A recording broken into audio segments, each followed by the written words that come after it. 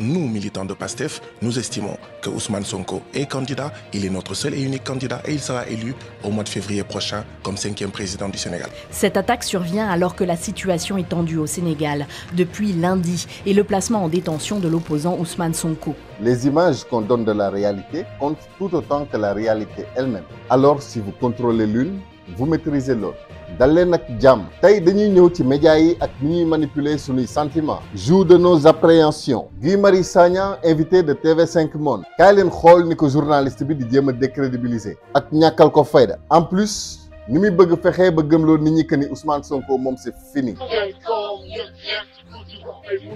Avant de commencer bu leen fàtte di aimer ak partager vidéo yi seen taxawaay am na njariñ fi ñu toll nii romb nañ 60 000 abonnés maa ngi leen di sant di leen gërëm nañ leen yóbbu chaîne bi 100 000 abonnés benn yoon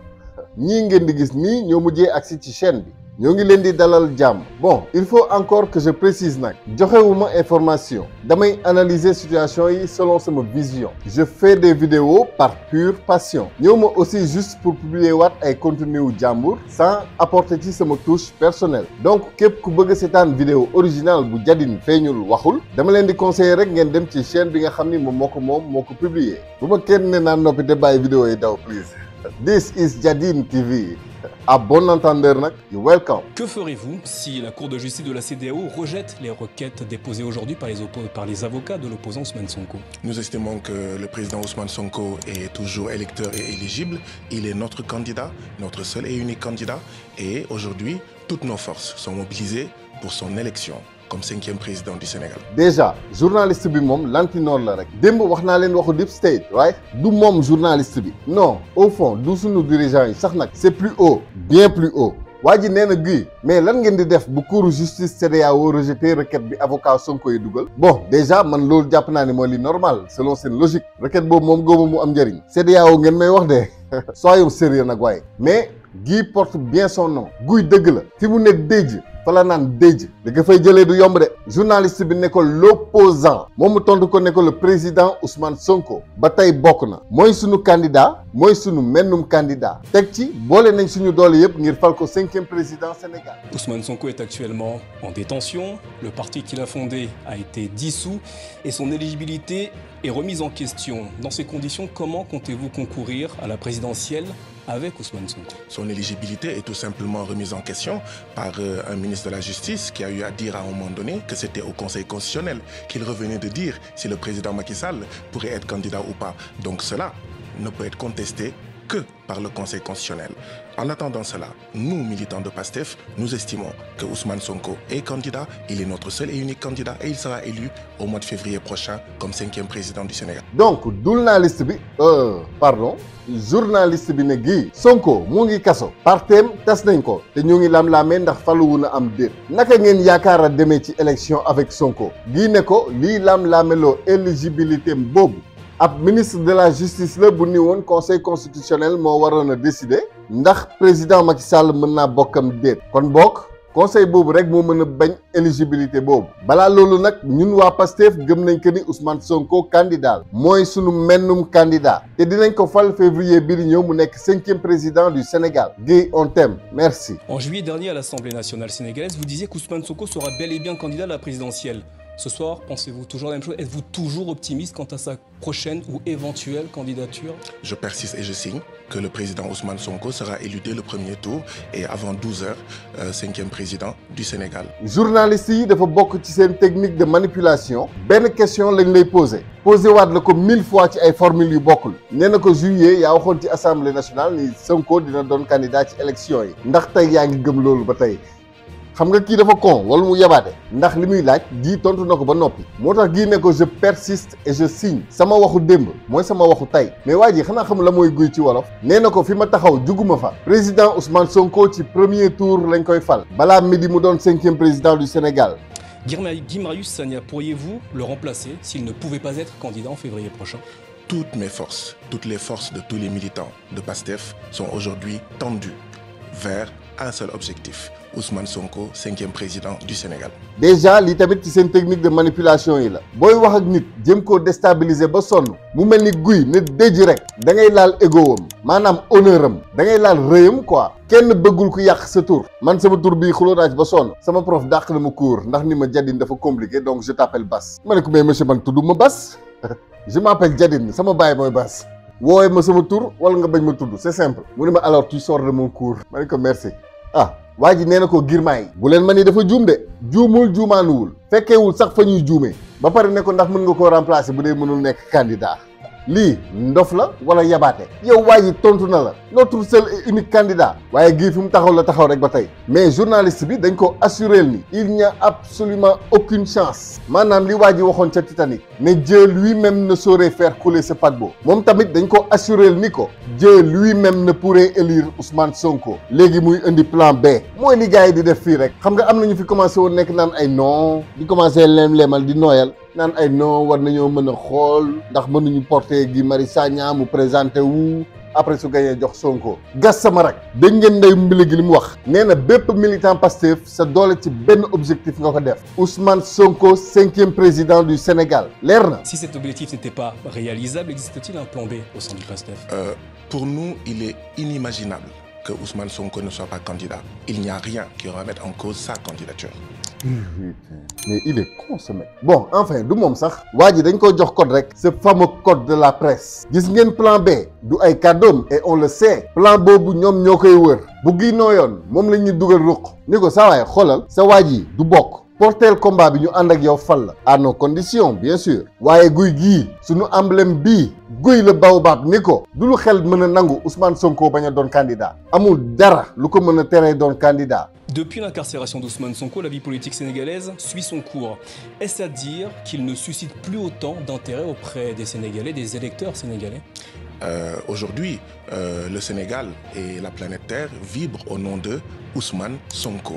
Tous les stades du Sénégal, vous avez dû le constater, crient Ousmane Sonko. Vous nous manquez. Vous avez dernièrement appelé à des mobilisations en faveur d'Ousmane Sonko. Elles n'ont pas réuni énormément de monde. On voit peu de manifestations dans les rues de Dakar ou ailleurs en faveur de la libération d'Ousmane Sonko. nee na ko bi ñu jàppee Sonko ak léegi politique Sénégal mu ngi dem nice ndax du loolu mooy wane ni Sonko nit ci tegatuñ ko fi ñu ko tegoon. Vous comprenez que loolu la ñu bëgg a gëmloo. Mais ce qu'ils ne savent pas mooy loxo yàlla ñoom ils auraient voulu mbiri yëngu ñu ne Sonko terroriste. Le pays plonge dans le chaos ingouvernable, élection repoussée. Bref mais yàlla Sénégal def tekk moo tax ma daan wax ci moment yooyu naan la képp ku naan la yàqal taalal soit dafa compul dara soit ci dil bi la bokk gii ne ko tey Sénégal ak sax planète Terre ci boppam xaalum àddina laa lay tegal Sonko lay riir Sonko namm nañ la dëgg la ci xol yi lay riir ne woon naa leen dinañ dem ba muy riir fépp kenn du xam fi coow li jóge fa lañ toll tey Luc 19:40 s'il se taise les pierres crieront maanaam yonent yàlla Isaa ba muy agsi Daaru Salaam askan bi topp ko di sant yàlla pharisiens yi ne ko rabbi téel sa ndongo yi mu ni leen ca dëgg-dëgg bu ñu noppee xeer yi yuuxu lii mooy mbirum yàlla bi gii di dugg ci sonkorisation nag xam naa waa ji ñu dee ko ne ko sii foofu baaxul tombe des animaux dagg ko gaaw moo tax mu dugal ko ci ne ko ay woote ngeen ay manifestation mais doxul kenn faalewu leen léegi sax gisatuñu manifestation fenn ci Dakar wala feneen pour Ousmane Sonko. Guy Marius Sagna ne ko dëgg gi mooy depuis le 12 mai 2023 le peuple a un gun sur la tempe. li ci topp nag Guy dafa wax mbirum dictat saa waay ne ko ah da nga ne tonton Sall Ngari Lam Tooro cet ange descendu du ciel est un dicteur de texte maanaam moom mooy def dictée quoi dictée préparé ci classe CI wala CP Sénégal laa nekk te pourtant dañ ko fal démocratiquement nga naan mooy dictée comme prof gii ne ko ah pourtant Hitler tamit dañ ko faloon de journaliste bi bëgg fa jaar nag pëtëxal ko nag ci ay wax naan ko waa ji dafay dicté sa wax la man sama yoon nekku ci yaa ko tëkkale ak Hitler moom daal bëgg ko dugal coûte que coûte mooy li suñu dul naa journaliste yi di toppandoo rek buñ la bëggee créer le dossier instant bi nag au niveau international Guy Marius Sagna benn Kémi Séba lañ ko bëgg a def. Vous dites que c'est une dictature mais vous pouvez manifester aujourd'hui certains partis politiques peuvent manifester. Apparemment vous ne m'écoutez pas depuis le 12 mai. Il y a eu un dialogue politique. Y a-t-il vraiment des dialogues politiques en dictature? sûr. Depuis le 12 mai 2023, avez-vous vu une seule manifestation du F24, dont je suis membre? Avez-vous vu une seule manifestation de PASTEF, de Y'en a marre, du FRAPP ou de l'opposition? Non. nee na ko may mën ngeen manifester am na ay partis politiques yu mën a manifester ndax loolu mën naa nekk ci classe bu ñuy def dictée préparé ak ay dialogue politique ndax dialogue mën naa ànd ak dictée gii ne ko dafa mel ni déglu woo ma mani la depuis le 12 mai 2023 ndax gis nga fi manifestation M24 PASTEF wala FRAPP Y'en a marre wala opposition non. Ce sont vos mots, hein. Je vous laisse la responsabilité de ce mot. Votre parti et son fondateur Ousmane Sonko auraient-ils perdu leur attractivité depuis que Macky Sall a annoncé qu'il ne sera pas candidat à la prochaine présidentielle? waa ji nee na ko daal kàddu googu yow yaa ko wax maanaam dicté bi daal bàyyi naa la ak responsabilité moo boobu aucun respect pour Guy Marius Sagna lii mooy média ba pare teg ci ni ko ndax du seen parti bi nit yi dañ koo dummóoyu depuis bi président Macky Sall ne bokkul ci élection yi. Ce n'est pas en fait un manque d'attractivité quand en fait aujourd'hui dans toutes les localités du Sénégal, la jeunesse, le peuple sénégalais crie Ousmane Sonko, vous nous manquez. Donc pour moi, l'appréciation que vous faites n'est pas conforme à la réalité, bien au contraire. Alors il y a une réalité, Oui. ce sont les autres candidats de l'opposition qui continuent de faire campagne en vue, pour ceux qui sont déclarés, en vue de la présidentielle. Malgré la détention d'Ousmane Sonko, qu'est-ce que cela vous inspire? Gii ne ko foo mënti dugg ci réew mi nit yaa ngi yuuxu Ousmane Sonko namm nañ la jàpp naa ni sa gis-gis moo bokkul ak li am waa ji dagg ko ne ko en tout cas lii dëgg mooy yeneen candidats yi ñooy continuer di def seen campagne ci ñu déclarer seen candidature même bu dee sax jàpp nañu Ousmane Sonko lan nga am loo wax ci lii. Mais une seule chose, si le président Sonko était ici, il nous rappellerait un seul mot, focus. Moi, Guy Marius Sagna, ainsi que tous les militants de PASTEF, nous devons être focus. Focus sur quoi? Sur son élection à lui. Les autres ont le droit d'avoir leur candidat, de se choisir leur candidat. Ce n'est pas notre tasse de thé. Notre préoccupation, c'est mobiliser le peuple sénégalais sur la victoire sûre et certaine de Ousmane Sonko en février 2024. Guy Marius Sagna ne ko bu fi Sonko nekkoon nii lenn la ñuy wax focus man Guy Marius Sagna ak képp kuy militant wu PASTEF dañoo war a focus ci lan palam moom Ousmane Sonko ñeneen ñi nag am nañ droit am seen candidat mais ñun suñu kaasu ataaya nekku ci maanaam suñu ngañi nekku ci aw patch is not in suñu yoon nekku ci daal li ñu yitteel mooy boole askanu Sénégal ngir ndam bu wóor bu Ousmane Sonko ca février 2024. Le PASTEF a été dissous le 31 juillet dernier par les autorités sénégalaises. Pèse-t-il encore au sein de l'opposition au Sénégal? Mais nous le saurons au mois de février 2024. waa ji daal bu ma leerul woon ni dañ ko jox ay question ne ko ak lu mu mënti tontu yow melal ni xaj rek bul lijjanti li muy tontu laaj ko liñ la laaj loo kon dinaa leen ne kii il est con léegi nee na Guy Pastef tas na ndax amati na doole ci opposition Sénégal mooy li ma leen doon wax ci début bi rek boo leen seetee waxtaan bi yëpp maximum ñaar ba ñetti question la posé mais daf leen di jëlaat di soppi ak a soppi waat di tawee ki tawi waat moo taxit à question bête réponse idiote rek Guy tamit même réponse yi la koy jox ne déj rek fi mu taxaw Guy on t'aime dégg nga gars yi dimbali leen ma ci commentaire yi waaye bindal leen ma Guy on t'aime dama bëgg mu gis ko te xam ko nee na ko loolu dinañ ci xam dara ca février 2024 en tout cas Guy ne ko daal du président Macky Sall moo war a tànn kii jiite Sénégal 2024 waaye peuple sénégalais bi mooy tànn. En l'occurrence, il n'a désigné personne dans la mesure où il n'est pas candidat lui-même à la présidentielle. Ah si. Son parti a désigné Amadou Ba, le Premier ministre, mais ce n'est pas lui. Vous avez des preuves comme quoi c'est lui qui a entre guillemets désigné Amadou Ba pour lui succéder? Tout le monde l'a entendu dire. Tout le monde a entendu dire que les candidats de l'APR lui ont donné carte blanche. Donc évidemment, si il a été accordé une carte blanche au président Macky Sall, il est évident que celui qui a été désigné l'a été par lui. waa ji ne ko bon du moom moo tànn candidat partem moo tànn candidat waa léegi sax ndax am nga preuve ni moom moo tànn Amadou Ba lii comme film